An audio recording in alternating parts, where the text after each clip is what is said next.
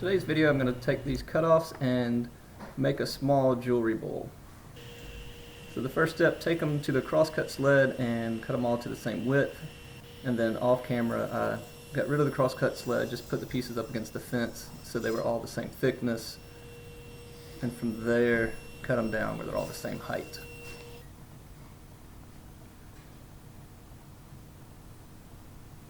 So there was no real order here, didn't choose any certain pattern that I wanted to use, just got them all cut and then put them where they kind of alternated colors from a contrast standpoint, but no real order to it. So here my GoPro is giving me fits lately, so I'm trying to record with my cell phone as I do the glue up with the other hand. So just got each side of the boards glued up, and then just kind of spread it out pretty evenly, and then clamped them. So you can see I had a lot of squeeze out on this one. So off camera, once it started to harden up just a touch, I went ahead and scraped off the excess. So you can see it was cleaned up a little bit before I took the clamps off. And once I got the clamps off, took a piece of sandpaper to kind of get some rough edges drawn on it from a curve.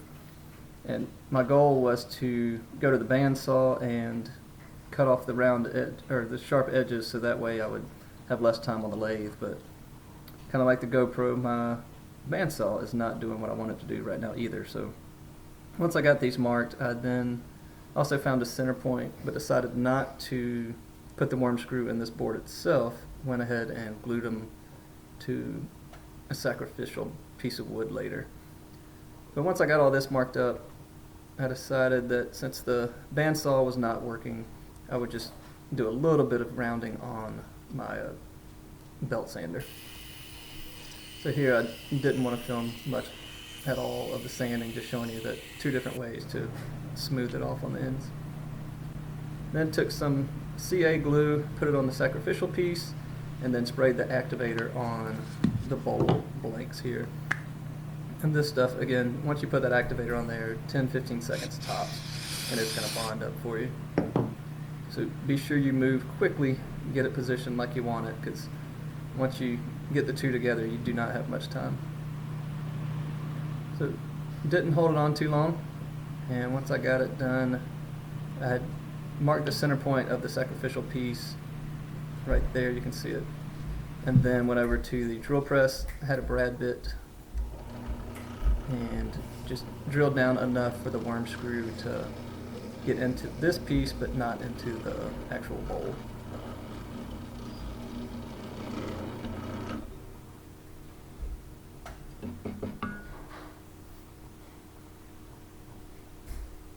So I was able to get the worm screw in there pretty well. This is just soft framing lumber, so I don't have a whole lot of hard times getting it into this stuff. So once it got pretty snug, then I took the adjustable wrench off camera and snugged it up entirely. Once it was in there, then I put it in the chuck, and later in the video you'll see apparently I did not secure it very well, which I got lucky and didn't ruin the whole thing, but certainly did not have a good run of it. So here I started out with the ball gouge, and I don't know what I've done where, I don't know if it's just not sharp, or I think a good bit of user error is involved here too. So I started out with a ball gouge because it's much quicker when you do it correctly, which I was not doing, and you can see I had a big chunk that just flew right off, and you can actually hear it hit the floor.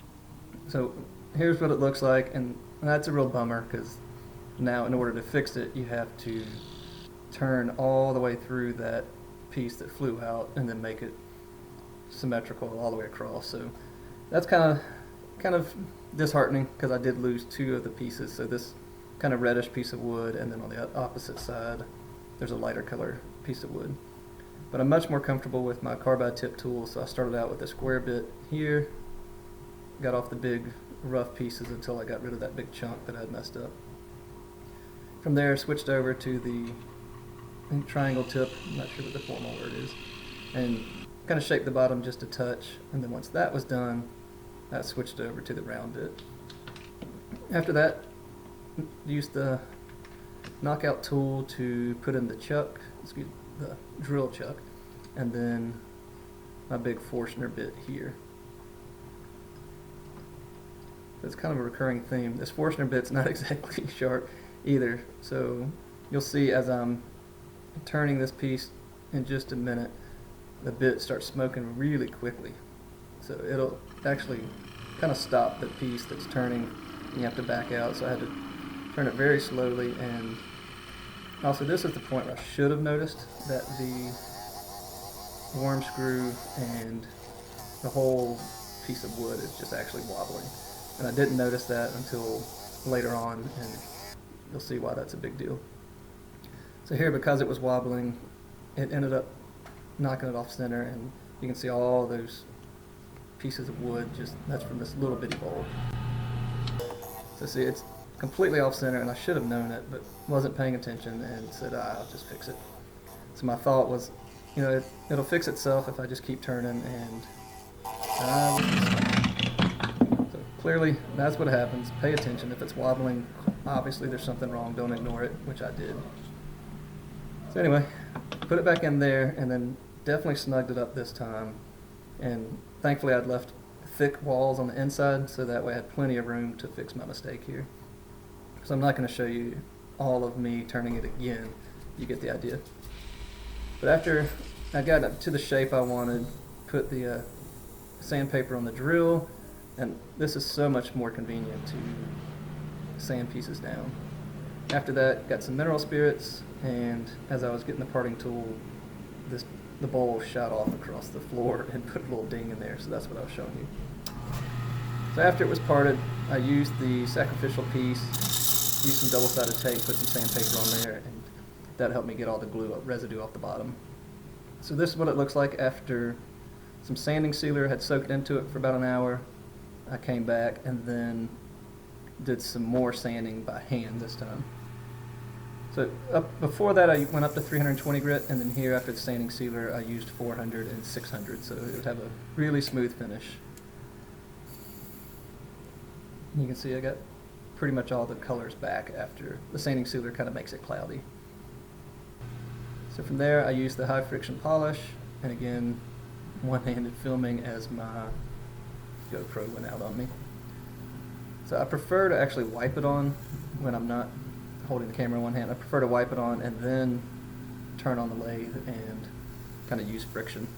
But this time I just put it on there like this, and then use the blue towel to get lots of heat build up on it. So the hotter it gets, the more this stuff starts to shine, and you can kind of see what happens to it on the rag. It turns almost like a plastic on there, so it's much shinier, and there's actually a good shimmer to it, especially on that piece right here. And I really like this high friction polish.